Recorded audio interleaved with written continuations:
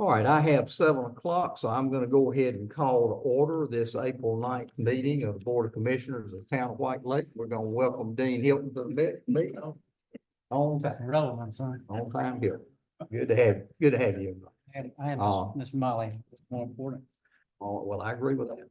All right, we're going to go ahead and begin our meeting, and at this time, I would ask that you bow your heads for the invocation. Dear Lord, we wish to thank you for giving us the opportunity to be able to gather here this evening to discuss the business of our town. We would ask that you be with us and guide us and direct us as we attempt to do those things which are in the best interest of the citizens of this town. These things we ask in Christ's name. Amen. Wanted to point out to you to begin with that Sean will not be here tonight. He is finishing up his degree in municipal and county administration at the School of Government at Chapel Hill. He may be able to join us by Zoom. Pat, right? Pat, Sean may try to join us by Zoom. Yeah, okay. And so we should have him for any input that we need from our town administrator. And I wanted to point out also, we had been contacted by Paul Evans that had a prior engagement with one of his children and was unable to be here tonight for the meeting, and wanted us to let y'all know that. At this time, we'll have the Pledge of Allegiance. I would ask Commissioner Suggs to lead us in the pledge, and all of you who are here are welcome to join in. Pledge allegiance to the flag of the United States of America, to the republic for which it stands, one nation, under God, indivisible, with liberty and justice for all. Thank you. All right, first item is our approval of consent agenda items. The only change that I have on that, you will notice the last is just a matter of the order of the meeting. The last item under 5B is recognition of employees. We wanted to do that first instead of last. One of our officers is on duty and needs to be out doing his job, but we have several certificates to present. So I'm going to ask for a vote to approve the consent agenda with that change, that the order of the meeting would shift 5B to the first item to be considered. So moved. Motion second. Any discussion? Not all in favor indicate by saying aye. Aye. All opposed, like sign. It gives me great pleasure tonight to be able to recognize some of our employees. I know that that everyone on the board shares that sentiment. We are always pleased when we have folks who work for the town who show initiative and try to do their best to increase their effectiveness in their jobs, and we certainly have some of those folks working for the town. There's 3 different people we want to recognize tonight, so I'm going to call them up one at a time, and as I do, we've got a certificate to present to them, and would like to get a picture of these folks as we go forward with it. So I'm going to step down here to handle it, and I'm going to ask this folks one at a time to come up. The first person recognized tonight is Judge Gray. Coming up, let me let you know that Judge has been with us for some period of time. He received a recommendation from Chief Smith for the vacant police sergeant position that previously became available. Judge took the oath of office on March 20th of this year, police sergeant position. Wanted to recognize Judge also in side being promoted to that line. Judge also has received both his intermediate law enforcement certificate and advanced law enforcement certificate, both in the North Carolina Department of Justice and the state of North Carolina, the North Carolina Criminal Justice Education and Training Standards Commission. So this time, I'm going to make sure I've got the right one.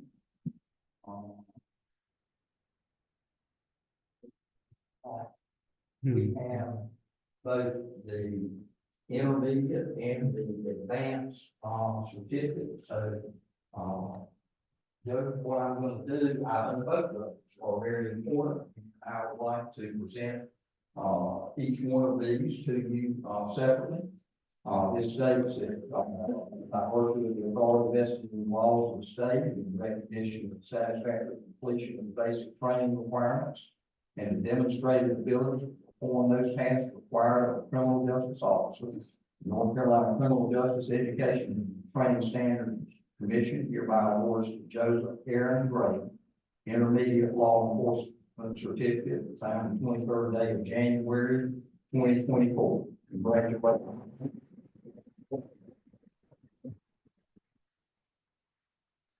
And since you got another one, I'll let you sit down right here.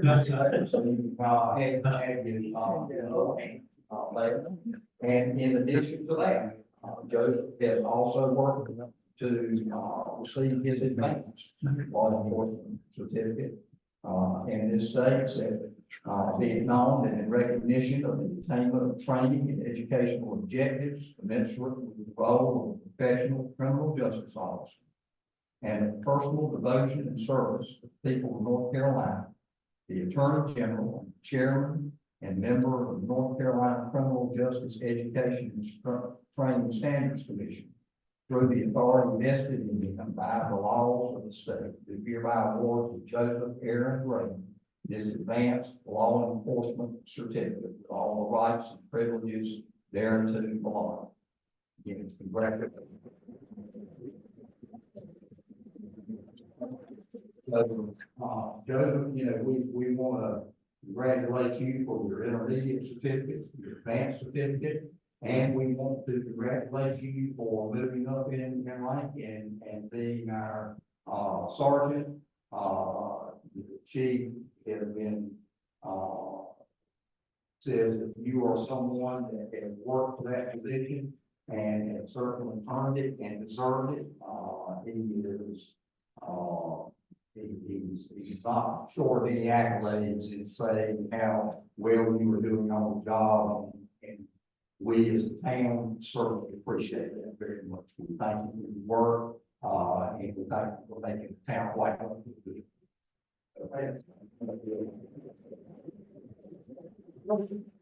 We do the vote home. All right. There. Good.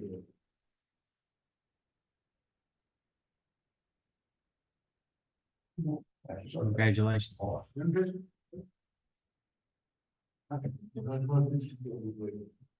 If you found your thing, it's a picture with it now, we can do that. If you want, that's, you're gonna do that. That's it. Yeah, be like, sure. Yeah. Come on. Yeah.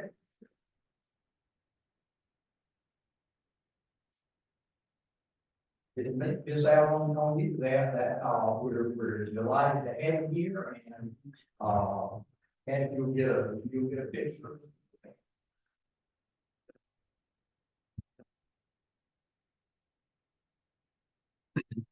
Bye.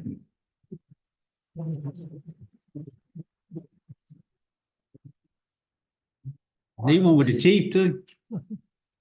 What? I'm saying these one with the chief.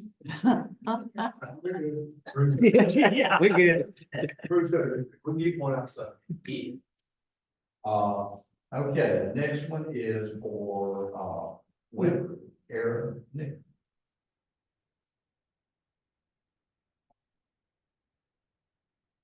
Been with us a good while now also. Well, congratulations on obtaining this certificate. Womble has been with us for a good period of time, has been an outstanding officer, and just like Joseph is very highly thought of by all the citizens in our town, and both of them have done an outstanding job for us. At this time, I would like to present to you the North Carolina Criminal Justice Education and Training Standards Commission recognition of the advanced law enforcement certificate. To This states be it known that in recognition of the attainment of training and educational objectives commensurate with the role of a professional criminal justice officer and of personal devotion and service to the people of North Carolina, the Attorney General, the Chairman, and the members of the North Carolina Criminal Justice Education and Training Standards Commission, through the authority vested in them by the laws of the state, do hereby award to Aaron Edward his advanced law enforcement certificate with all rights and privileges thereunto belong. Thank you.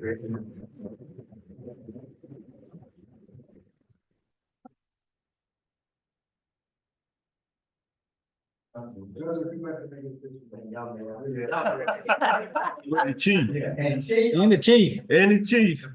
Come on, Bruce. We'll get a picture with you. They want a picture with you. They don't want a picture with Goldston. No, that's it. Armed soldiers.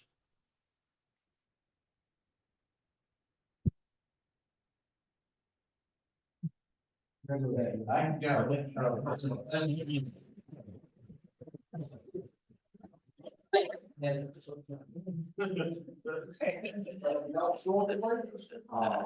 have additional one today, Amber Blessing has received a, Amber, if you'll come on. Good evening. Amber has received a certified local government finance officer certificate from the North Carolina Government Finance Officers Association.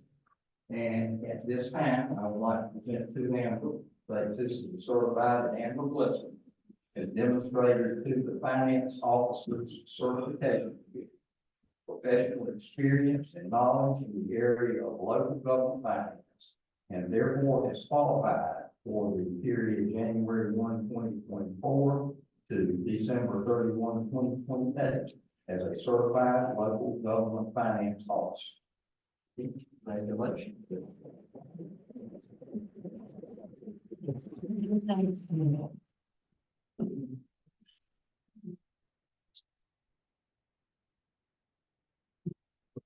Thank you very much. Again, congratulations to all of you. We are very proud of you and look forward to continuing work. Thank you. Sorry, it says in there, I think we're you.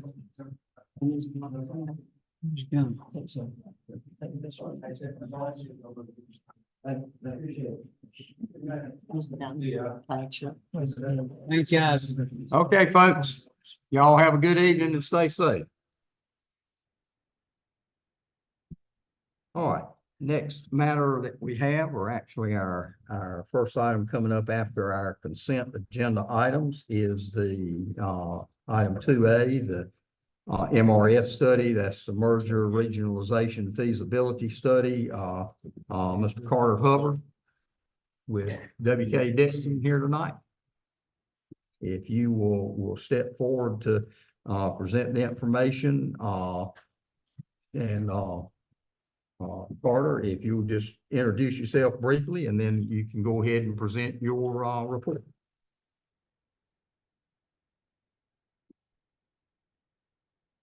Well, thank you, Mr. Mayor, commissioners, members of the audience. It's my pleasure to be here tonight and tell you about this project. I do have a PowerPoint presentation, might be kind of hard to read there, but it's going to talk through this project, summarize what's in the report. This is just a presentation, so I'm just providing you some summary information from this report. So really my outline is the next slide. Next slide.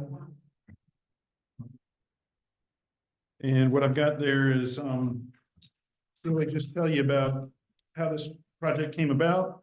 It was a North Carolina Division of Water Infrastructure grant for a merger regionalization feasibility study. There was interest in the town of White Lake getting some assistance with operation and maintenance of the wastewater system. In the town of Elizabethtown,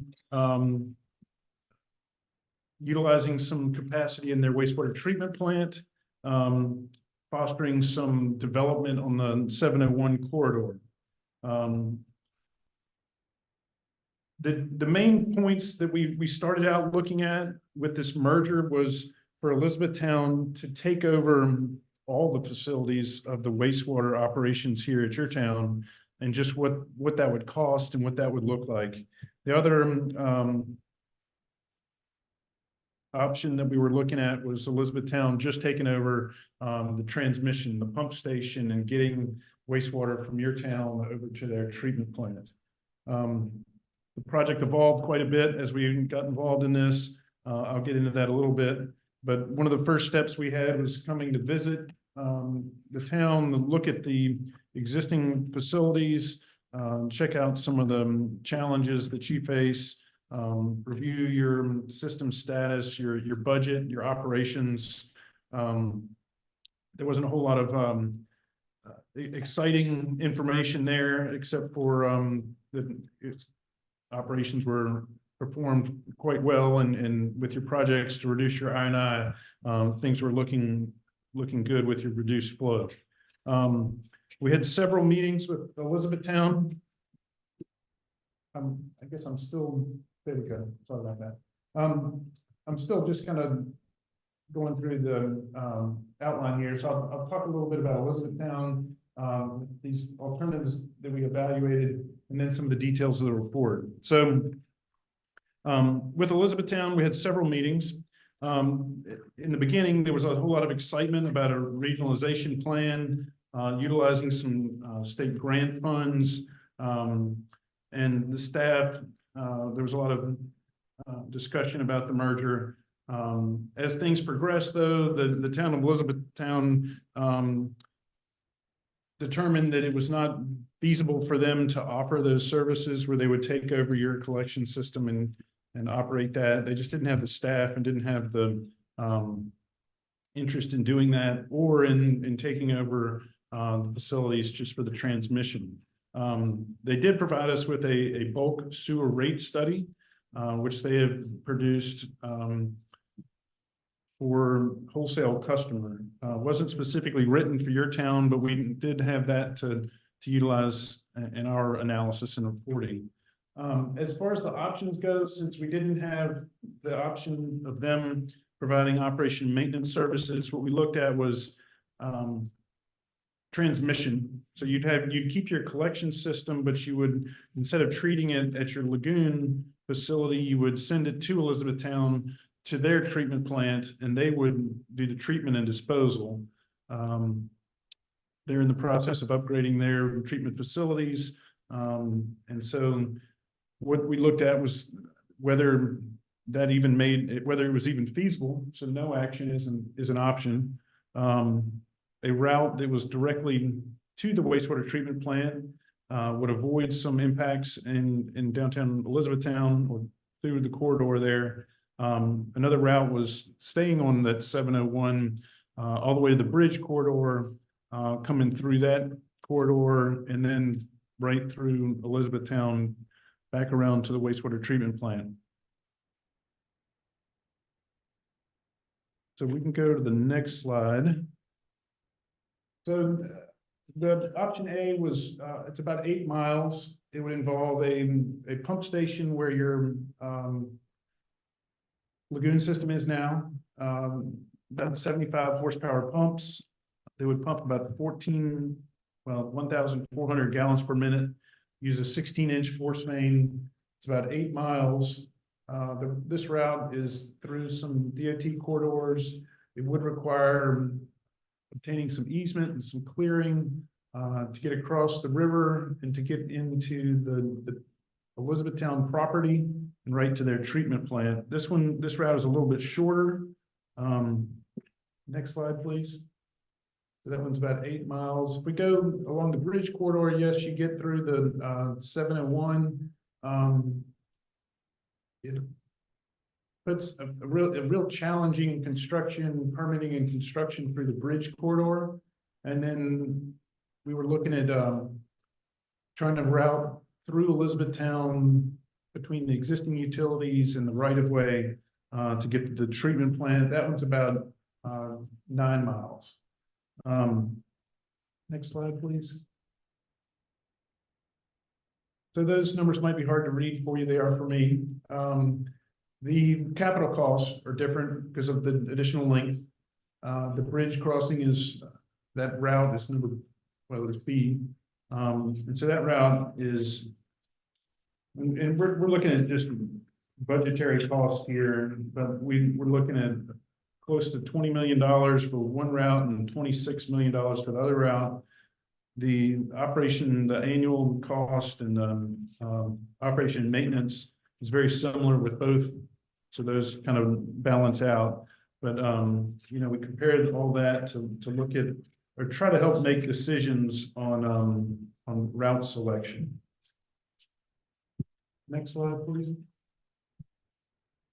Then we get into the whole financial analysis. And, you know, I know these numbers are very large numbers to be talking about. And, you know, we need to dive into it a little bit more. And in the report, we did utilize the information that was available. We look at it as a cost per connection analysis. So the wastewater treatment that Elizabethtown is offering based on that bulk rate is actually to be treated as a bulk customer, to have you would have a user charge, you would have a charge by the amount of sewer you send, and that would be for operation and maintenance of their facilities and that treatment cost. Their document indicated an amount for that. It actually is quite reasonable. But then you start looking at these big ticket items, the treatment capacity costs. So your facility is about 800,000 gallons per day. Just for that amount of capacity is in the neighborhood of about $6 million. It would be potential cost for treatment, capital cost. And then again, you've got this transmission, you have to pick a route, you have to pay the cost for the pump station, the infrastructure, transmission to get over to Elizabethtown. So we add those up and we look at those based on the current customer base that you have being mostly residential.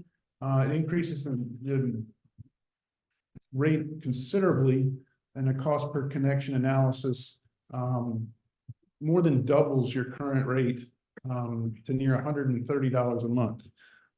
You know, I know that's surprisingly high for, you know, what your current infrastructure can support. Next slide, please. So when we do these studies, we look at these as a guideline. Next slide, please. Okay, is a guideline for, okay, what do we do next? What does all this really mean? You know, how do we implement some of these things? You know, obviously funding opportunities are important. When we first started looking at this, it was loan funds. You know, those are 20-year term with the current rates. That presents a lot of the cost, and it's a long-term cost for 20 years. Some of the funding opportunities that are available for these types of projects, the Clean Water State Revolving Fund, which we really use as the basis for our analysis. USDA has a longer term. So there's some benefits there. You can get slightly lower costs because you're stretching that over a longer term. It is longer debt. There is the bipartisan infrastructure law. We cover that in the report. That has some funding available. And then there's direct appropriation with the North Carolina legislature. We've been talking about this with your administrator, and really these are kind of guidelines for where the town can look next. And it's really just a starting point to pursue the conversations with Elizabethtown or identify other strategic partners. So one component of the decision-making process is presented in this report to to begin to craft a future wastewater infrastructure decision and continue to consider what regionalization opportunities are out there and just the steps that are involved with that. So I do have in the report, we have this no action item, which would mean that you would continue to operate your facilities as they are now. You know, there's current costs associated with that. There's operation and maintenance, which you have ongoing. You want to stay regulatory compliant. You have a certain amount of capacity there.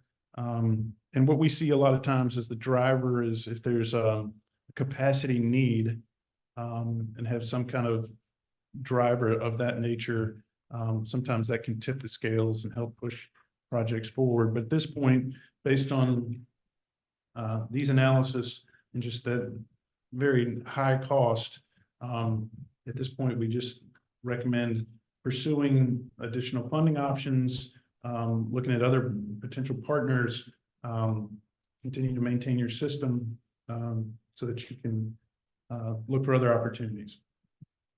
Okay, we thank you very much. Any of the board members have any questions at this time? Yeah, we thank you for your presentation on it. Thank you for being here with us tonight. All right, thank you. Thank you.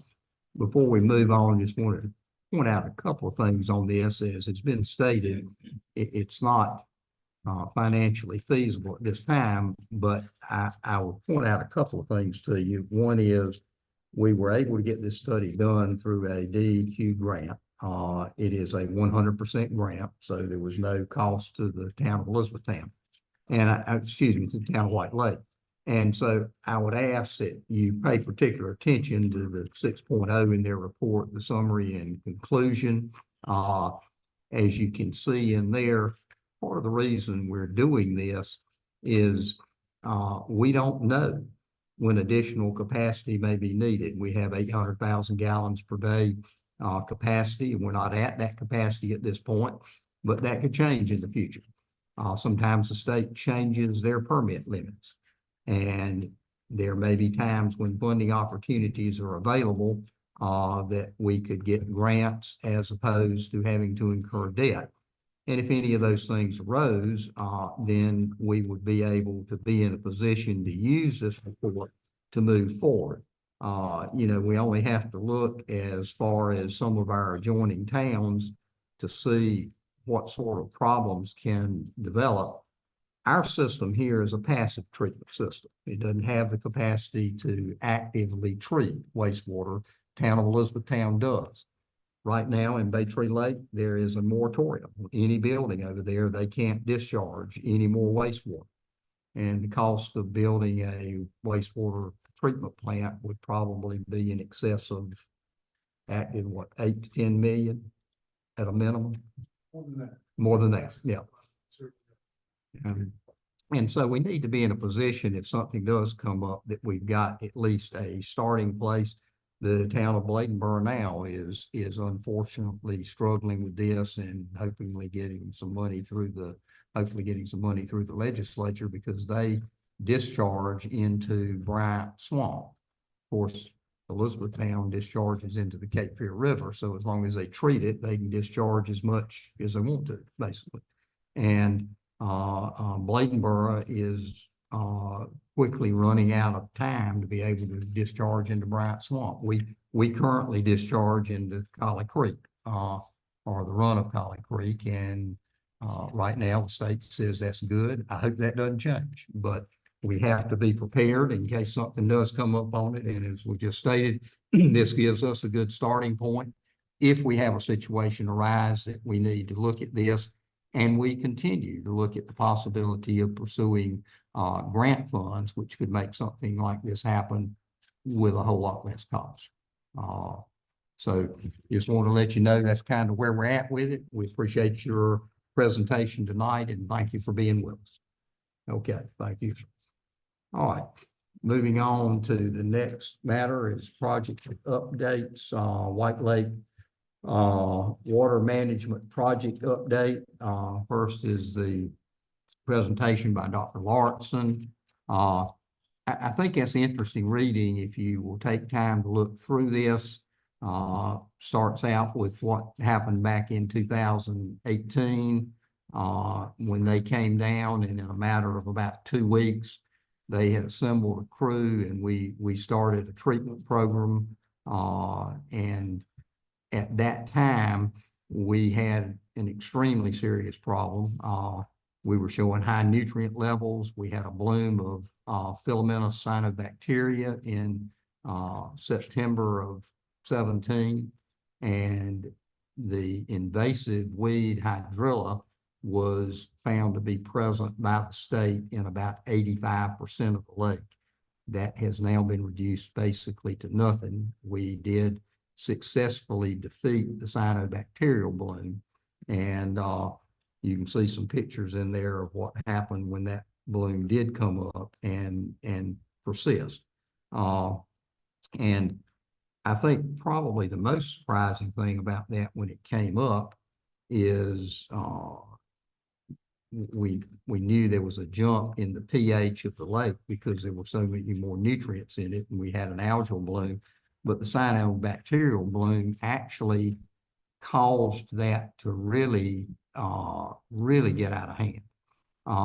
When treatment started on that, the first day when they measured it, it was a full unit higher. It had gone up to over 9 on the pH scale, which you need to understand that it's kind of like the earthquake scale. If you go from 6 to 7 in pH, that's not an increase of 1. Every 1/10 is an increase, and going from 6 to 7 is a 10-fold increase. Going from 8 to 9 is a 10-fold increase. And as Dr. Larson points out, hence the fish kill.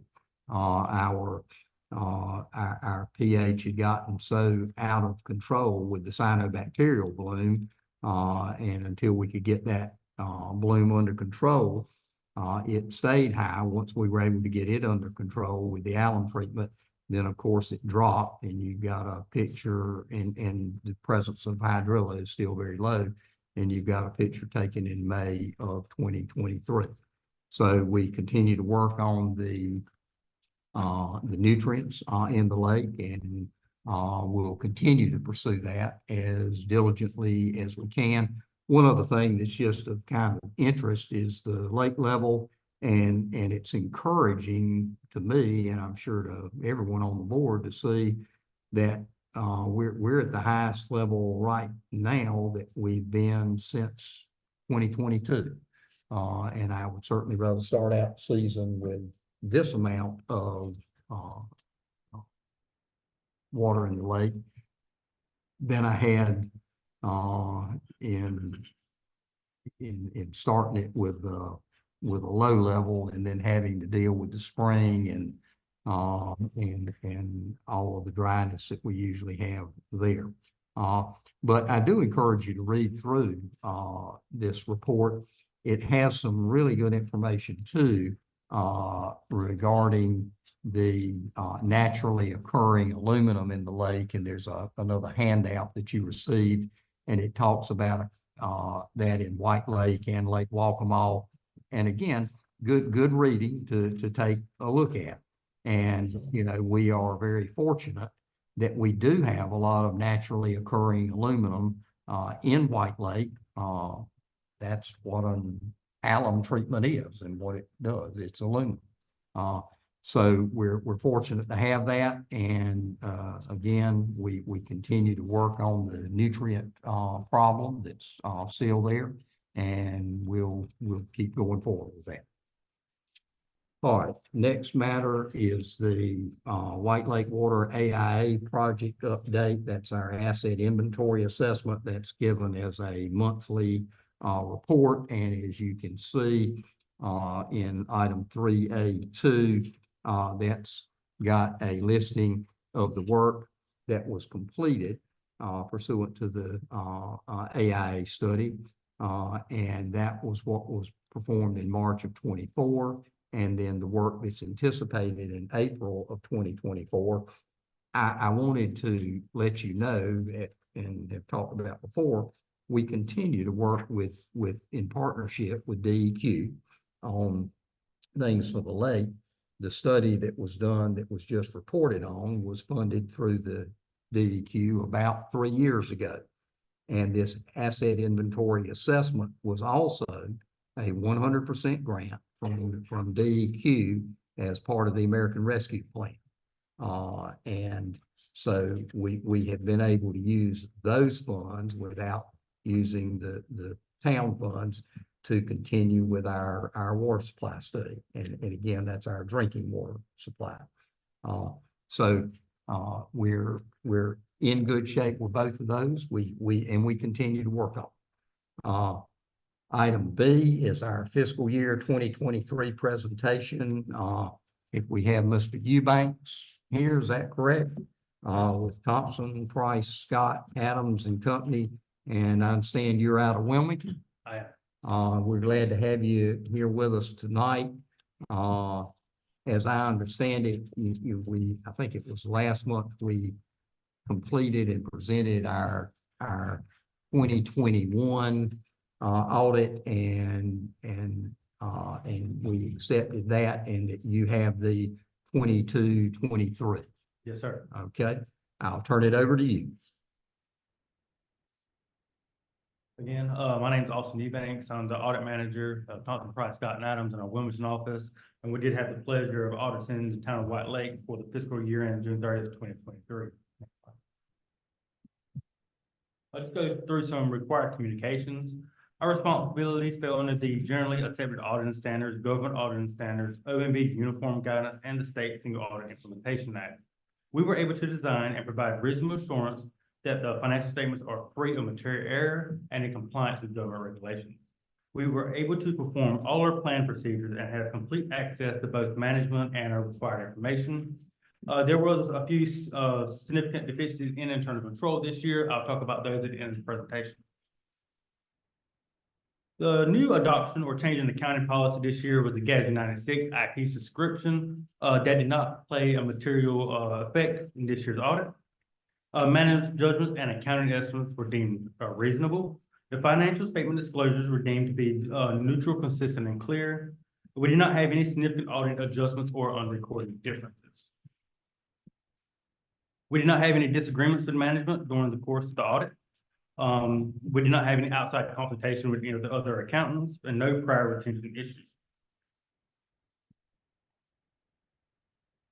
We did not have any difficulties while performing the audit. We did not find any irregularities or illegal acts, and other findings and issues will also be discussed at the end of the presentation. So jumping right into the numbers for this year, for the general fund, total revenues and other financing sources, you collected $2,317,000. Total expenditures and other financing uses, you spent $2,104,000. With transfers coming in was $11,441, giving you a net change of a positive $224,271. One of the metrics that LGC likes to look at is the minimum undesignated fund balance, as based on your expenditures with the general fund, and they put you in the category of 34%. So that'd been around $715,550 for your unassigned fund balance, meeting that minimum threshold. However, your unassigned fund balance, as of course, June 30th, 2023, was $1,155,967, putting you right at 86%, so well over that 34% minimum threshold. Your tax collection rate was 97.59%. So moving on to the operating summary, as you can tell, every year you are growing each year. However, your expenditures is growing along with your revenue. But however, your revenue is outpacing your expenditures each year. Moving on to your top three general fund revenues. For ad valorem taxes, you collected $845,952, and that made up 37% of your total general fund revenues. Your sales and services, you collected $495,467, and that was 21%. That majority of that is sanitation fees of $437,000. Your unrestricted intergovernmental fund, you collected $492,000, and that was 21% of the total revenues. The majority of that is your local option sales tax of $381,000 and your utility sales tax of $81,000. All of the revenues combined was $483,000. That consisted of your restricted intergovernmental, which is mainly grants, permits, fees, and all of that. So moving on to the general fund expenditures. Your public safety department, you spent $925,087, and that was the biggest department this year, 44%. Your general government, $683,365, and that made up 32%. Environmental protection, $287,000, 14%, and all other expenditures combined was $208,000 at 10%. And that's your transportation fund and your debt service fund. So let's take a look at your fund balance for the general fund, and this is exactly what you want to see increasing year over year, from all the way from 1.1 million in 2020 to 2.1 million in 2023. So your available expenditure discretion was $1,155,967. And you see in the red at $938,541. That's your non-spendable, restricted, assigned, or committed. That makes up of your state stabilization of $222,000. Your Powell bill fund, that was your cash at the end of the fiscal year, was $124,000. Of course, that has to be spent in the streets for the town. And your project commitments of $567,785.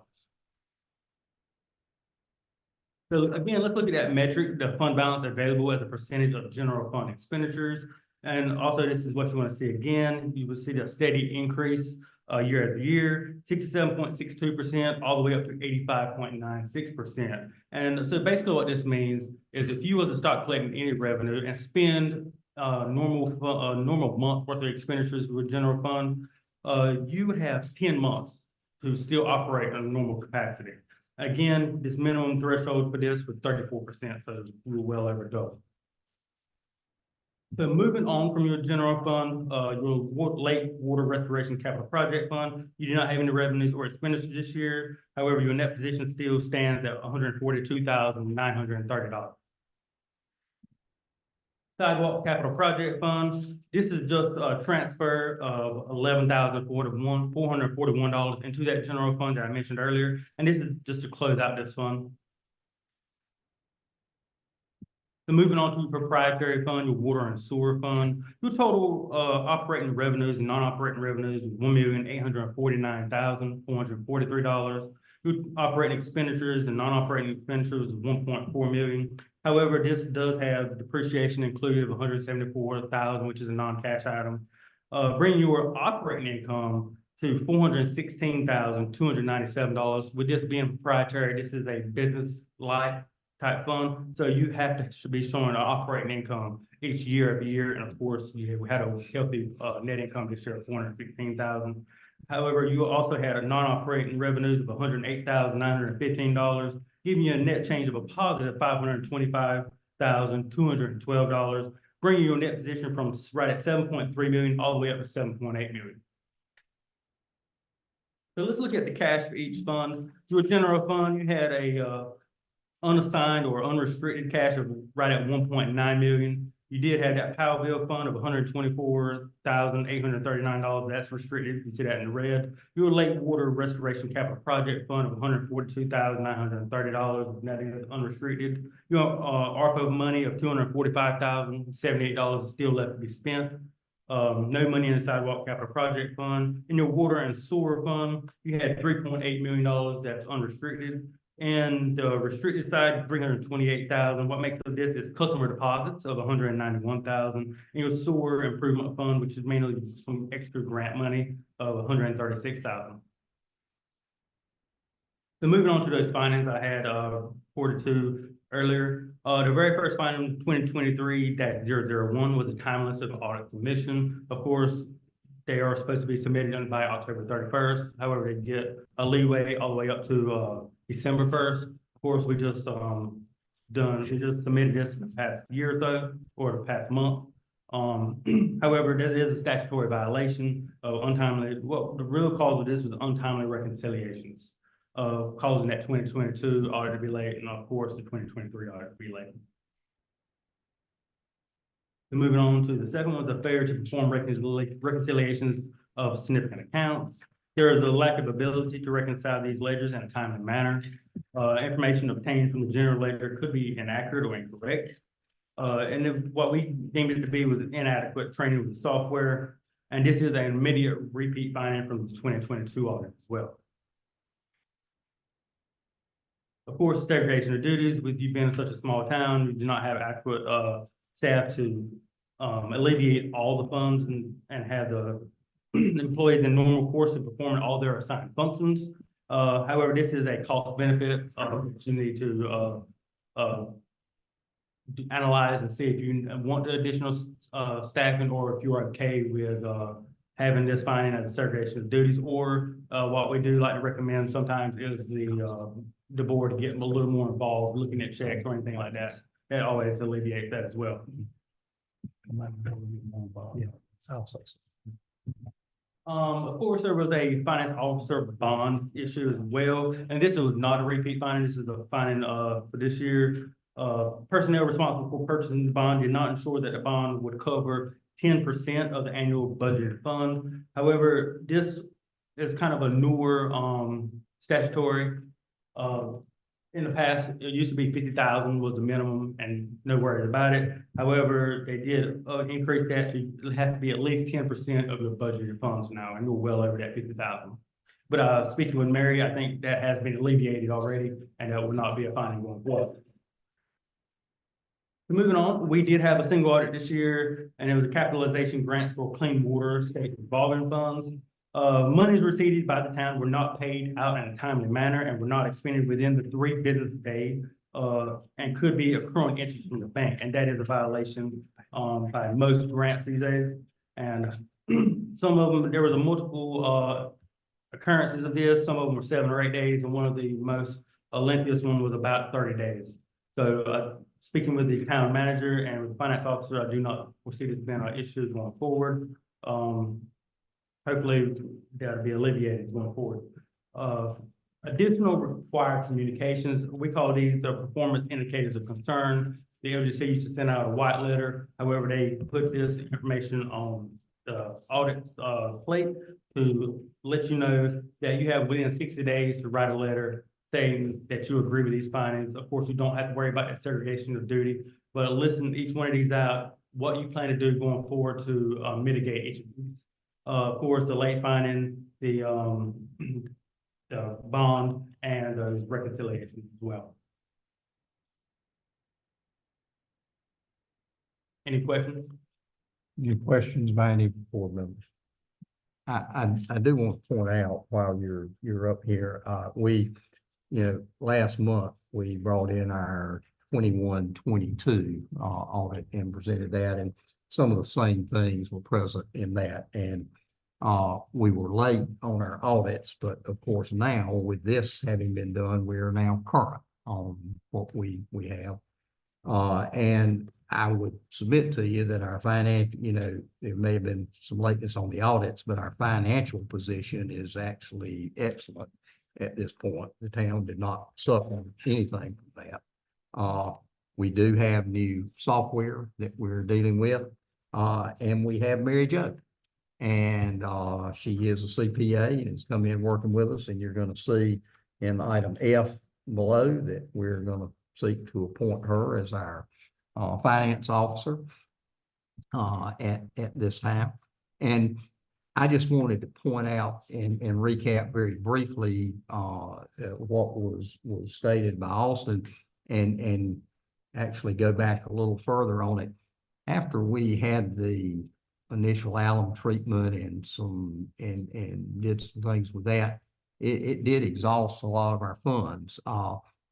At the end of June of 2020, we had an unappropriated fund balance of $416,000.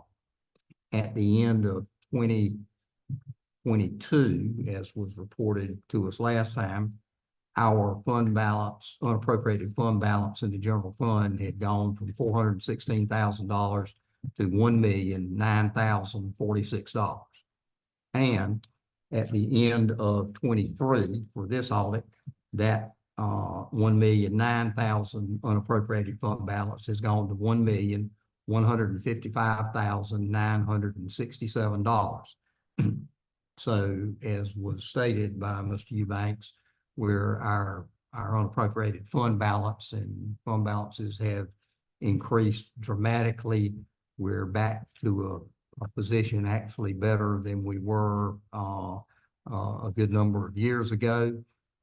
We also, in our proprietary fund on our water and sewer on the enterprise account, we've had an increase that was, if I remember correctly, $525,000. Yes, sir.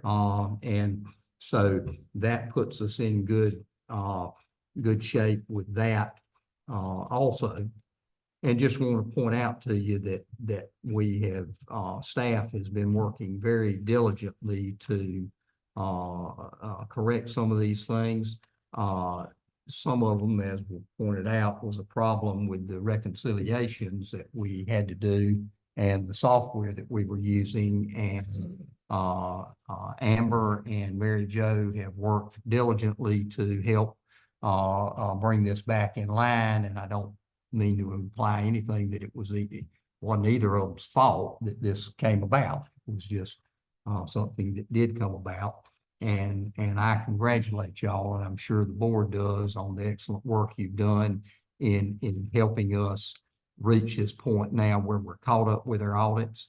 And I'm assuming that we don't anticipate any problem with this coming year being able to perform the audit on a timely basis. So that's what we've been working for. And I don't know of any reason that won't occur this year. And again, we thank you for all your hard work with that. And Mr. Eubanks, we thank you for your presentation. Thank you. Okay, Take care. thank you very Yes, much. sir. All right. We've got several other items we need to cover. Most of these are just housekeeping matters, but item C is and I'm sorry, before we go to that, we need to accept the fiscal year 2023 audit report as just presented. So moved. Motion second. Second. Any discussion? Not all in favor indicate by saying aye. All opposed, like sign.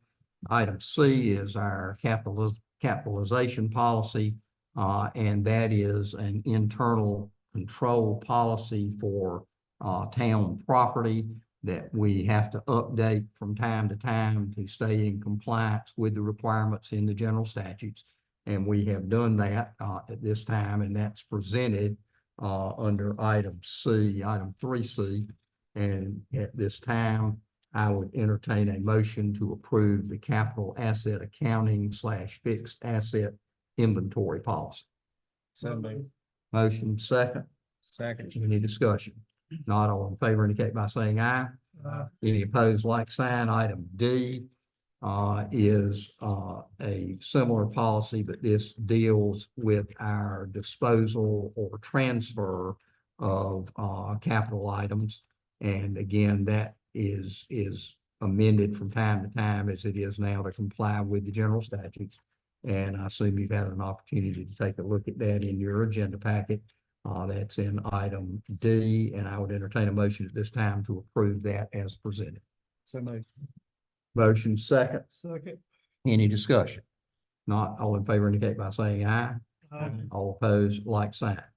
Item E is a chamber budget request for our upcoming fiscal year, which will be July 1 of 24 through June 30 of 25. They are, of course, doing a lot of work with our tourism and putting forth the town of White Lake, so people will know about what's happening here. And they are asking for $2,000 additional dollars. I think right now we have a $3,500 contribution. They're asking that to go to $5,500. You know, recently they've become fairly independent, with Barry Dennison having taken a different role with the town, although she's still working with the chamber to some extent. And I want to point out to you that in addition to the request to us, and it's my understanding that the other folks will be doing it also, the county of Bladen is going to be doing a $2,000 increase. I understand also that the town of Elizabethtown will be doing a $2,000 increase. So they'll have those coming from Elizabethtown, White Lake, and Bladen County. And the chamber is working hard to help with our events that we're putting on and other promotion of the town, and would say to you that I think that's money well expended on behalf of the town to help promote the town of White Lake. Any questions anyone has about that? If not, I would entertain a motion that we put in our budget for 24-25 an additional $2,000 for the chamber budget. So moved. Motion second. Any discussion? Well, I'm kind of choking my throat on this. If it weren't for volunteers that we have meeting during this water festival, this thing's falling in our lap, and I think it's gonna be real successful. And I think a lot of merchants are supporting it. We give to the chamber. Right now, we need to look at spending for ourselves, especially if we're going forward, look for somebody to do some marketing for us, promote White Lake. You know, look here, Elizabethtown, White Lake area, that's been added. Maybe some of these other little towns need to contribute some money. I feel that we're the goose that lays the golden egg here at White Lake as far as tourism. And I don't know if we're getting our money's worth of recognition. There's a lot of good things going in the county. I'm really inclusive. But I see a lot of things moving away from us, but yet they come us for the money. I like a little return on investment. I'm sure there's a lot of other things going on, but I just have a little reservations on this. At least I want to know how I feel about it. But I think we took a back seat this past year, and going forward, it looks like it's going to be all in our lap as water festival if we continue to have them. Support our local businesses, whether it's restaurants, campgrounds, or clothing stores. But that's my sermon. Anyone else? If not, there's been a motion second, no further discussion. All in favor indicate by saying aye. All opposed, like sign. Okay, then that passes. The next item, as I had pointed out earlier, was the finance officer appointment. Mary Jo Lennon is here with us tonight. She is, and where staff is requesting that she be appointed as finance officer effective immediately. Our town administrator is currently appointed to that role. Part of the reason for this request, and it's part of the reason that we brought in Mary Jo, in addition to having Amber on staff, is we're doing this and bringing her in and requesting this change in response to recommendations made by the auditor to improve internal control. And this way, you've got another set of eyes on what's going on with the finances of the town. It's not just the town administrator. It's not just the finance director, but both of them are looking at it. And of course, that includes Amber also, who is closely aligned with that in working with it. So I think this is a good step forward with the town, as the gentleman was just talking about. We'll make our response to local government commission on some of the things that they saw that needed correcting. One of these deals with the internal control, and this will be one of the things that we respond with, as well as the software additions that we have made. So hopefully that's going to put us in good shape with it. So at this time, I'd like to entertain a motion that we appoint Mary Jo Lennon to finance officer effective immediately as presented. Yes. The motion, there's second. Second. Any discussion? Yeah, I do. Every year till last year, Mr. Mayor, who appointed when we did our budget as finance officer? And unbeknownst to me, you said last year it was Sean. the town. We just heard Mr. Eubank say the town board or town commissioners need to be involved. Nothing against anybody here in our staff. Feels like to me the staff gathers information in the past, gave it to you, Mr. Mayor, and you kind of blessed it or advised us or advised them, kind of give us being all in the staff's hand. And with Mr. Eubank saying we need to be more involved, I would either like to see you back serving to that capacity, or if you're too busy and rather not, somebody on this board serve as that finance, just to be a liaison between the staff and the board.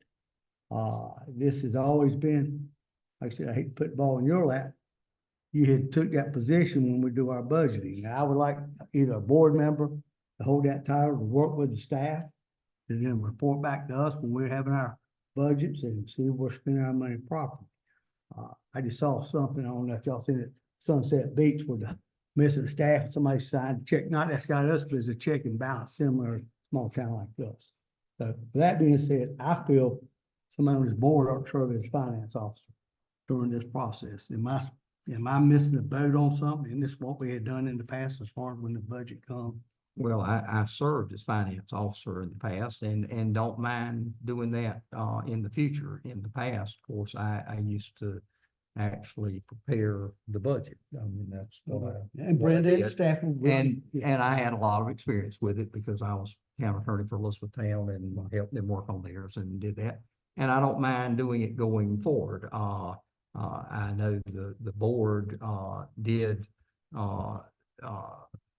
decide that the finance officer would be the town administrator.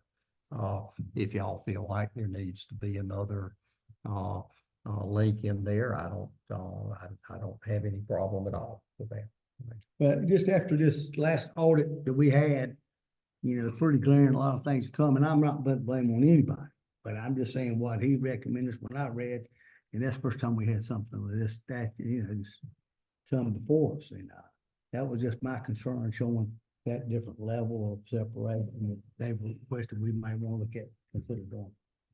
Well, and the only thing I'd say to that is I do think that it's important, and I don't mean to be repetitive, but we have not experienced, as he stated in his report, that there's no evidence of any fraud, any loss, anything to that effect. So I want everybody to be perfectly clear on that. And I know other towns have had their problems. That's part of the reason, quite frankly, I do this the old-fashioned way. I don't want to be serving as mayor and certainly would never have something like that come up.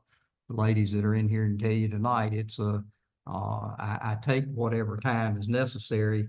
I sign every check that goes out of this town, every single one. And we require a separate signature on it of either the administrator or the mayor pro tem or finance officer. And I want y'all to know, again, to give you a comfort level, every single check that I sign, every single one, I get a stack sometime that's this high. It's not just checks. I have them and require them to attach documentation on every single check that goes out of here that has the documentation to back it up. And when I sign that check, I sign off on it and I look at the documentation. So if any problem comes up with that, it definitely falls back on me. And I just want y'all to know as a board that we do that. These ladies understand what my position is on that. And you know, utmost in my mind is guarding the professional and financial integrity of this town. And I've done that for a long time and I'll continue to do that. And I don't mind acting as finance officer. And if y'all want me to do that, it's fine. We don't have anything on the agenda to vote on it tonight, but when we come up to our budget workshop, if you want to do that, we can do it. And you've been a real good one, and I've been trusting you for a lot of years. There's never been any question. All right, well, and again, I assure you, it's not a problem with my time or anything. We can do that. Okay. And I'm sorry I got off track. Did we vote on Mary Jo? There was a motion. Okay. Well, you had a motion and a second when Yeah. you opened it up for Discussion, discussion. okay. I wanted to make sure we voted on this. So there's a motion and a second. Any further discussion? If not, all in favor indicate by saying aye. All opposed, like sign. You're not gonna be the finance. You're just waiting for her. No, she's the finance officer. I understand that what I was the budget officer. I've never been the finance officer of the town. I know we did our budget, we always made. We've had, yeah, I've been the liaison, the budget officer. So But- you still gonna be that? If you want, we can put that on for I think we're adjourning this meeting to our budget committee meeting. And yes, we can present it at That's that time. I want. No, I'm not a CPA. I'm not the finance officer. I don't, I don't want to do that. Don't have the qualifications to do it, but I have no problem being budget officer. The next matter is, again, a housekeeping matter. It's a resolution for approving water shortage response plan. This is our drinking water that we have that comes through our system in White Lake. And the general statutes require that each unit of local government provides public water service and has to develop and implement water conservation measures to respond to a drought or other water shortage conditions as set out in the water shortage response plan and submitted to the department for review and approval. We have that for your review in item 4A. I assume you've had an opportunity to take a look at that. It's basically the same plan we've had in the previous years. We do update it from year to year as we're required to do. And I would entertain a motion that we approve Resolution 2024-18 as presented for the water shortage response plan. So moved. Motion second, any discussion? Not all in favor indicate by saying aye. All opposed, like sign. All right, item 5 under other commissioners' business. Anything that anyone has briefly that is not on the agenda tonight? I do. So there's a TTC meeting tomorrow with Mike. I'm sorry, what? I couldn't hear what you were saying. TTC meeting. TPT, TTC, TTC meeting. yes, Okay. with Mike Rudin, Mid Carolina Rural Planning Organization. Sean is not able to go, so I'm going to Zoom in on that meeting in his place. What is a TTC meeting? It's part of DOT. And while no one put any part of our trail on the list this year, he put it on the list because he knew how important it was. So I'm going to attend those meetings and see what I can find out. Okay, to great. move it forward. Sounds good. I've been talking to people in other municipalities and other organizations. And I feel that if the town created a strategic plan for 1 to 3 year goals, it would sort of center us. It was overwhelming in the budget meeting the other day to hear all the things that Bruce needed and the things that Kevin needed. And I think if there were plans made, well, let's do this year, let's do this the next year, and plan it out a little bit, it might be helpful. And also if we, as a Have you board, spoken to Sean about that? no, Okay, well, I'll bring it up to him. I think we ought to give that to our administrator to look at. isn't that the decision we would make as a board? Well, yes, you certainly can, but it's our administrator that implements our decisions. And if you want something done with it, and we can't vote on anything tonight with it, it's not on the agenda.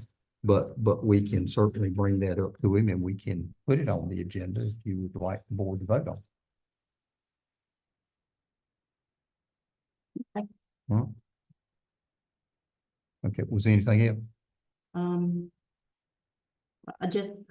I want to say that I just feel like there are a lot of moving parts with the town and we need to focus and center, and a strategic plan would help us with that. It's got Okay. to, because it's a scattered mess right now in my head. All right. Okay, yeah, we've done some strategic planning in the past and certainly is always a good idea to look forward. I think that's the board's main responsibility is to not do the day-to-day operation, but look down the road to see the big goals that we So need is to there a have. plan in place now?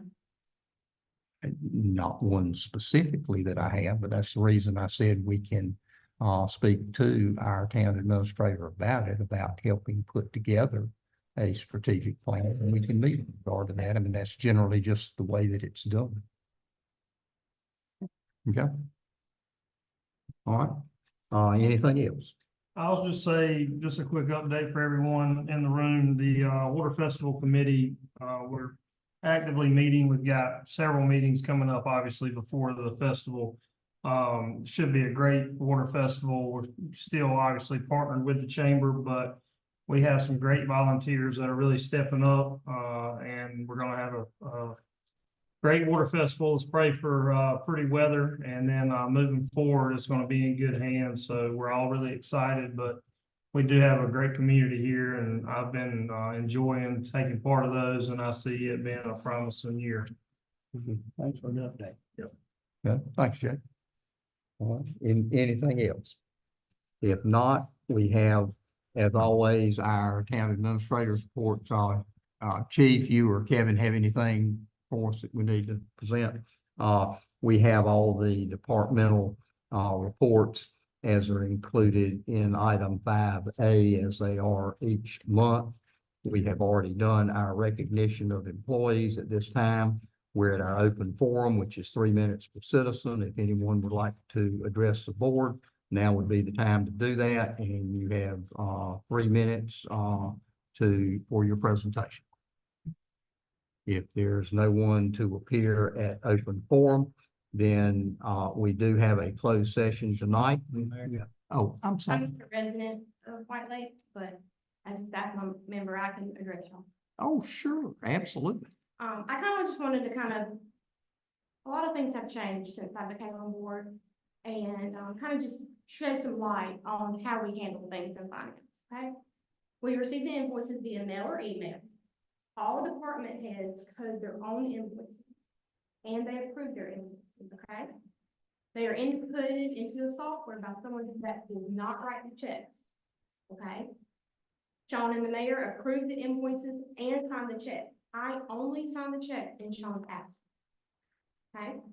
And I mail the checks. So once the checks are signed and everything, they are on my desk, I stuff them, I mail them, okay? As far as cash collections and payments, utilities and tax, obviously collect them up front. Amber balances the deposits, counts it again, and then Sean and I will take it to the bank. It is in a sealed package, and it is approved by Amber on the outside, okay? And then at the end of the month, I reconcile the bank and prepare y'all's financial reports. So as far as my involvement in signing checks, approving invoices, or anything like that is very minimal. I just kind of want to bring that to light, so maybe that would help ease y'all's mind. Yeah, and that's part of our internal controls, Yes. and I appreciate you pointing that out because that's very true. Try to shift things around, so there is that separation, because we are so small. Right. And that's always, auditors have always told us, and it's true, that it is inherent in any small town. That's a normal finding. If you listen closely to what the gentleman was saying, LGC or nobody else is even expecting a response to that. We don't have to make a response to the fact about segregation of duties. You can't, in a town this size, you can't hire but so many people. And I do appreciate your pointing that out, that we try to do the very best we can to make sure there are segregation of duties, and that by and large, that there's always somebody looking over your shoulder to see what's being done. And that helps certainly give me a comfortable feeling about the finances of this town, and And again, just want to say, I'm delighted with the job you and Amber are doing, and I think y'all have, I think it's amazing that in this short amount of time, you've got everything caught back up. We're back up to speed on our audits. Our financial shape is excellent, and y'all deserve a lot of credit for that. And I know you and Amber and Sean have worked diligently along with the other folks in the office to make that happen. And we appreciate it. Thank you. Thank you. Mary Jo. Thanks for taking the time. All right. If there's nothing else at this point, I would entertain a motion that we go into closed session pursuant to NCGS section 143-318.11A6. So, A motion, second. Any discussion? If not, all in favor indicate by saying aye. All opposed, like sign. Folks, if y'all will excuse us, we will be in closed session for a period of time. Okay.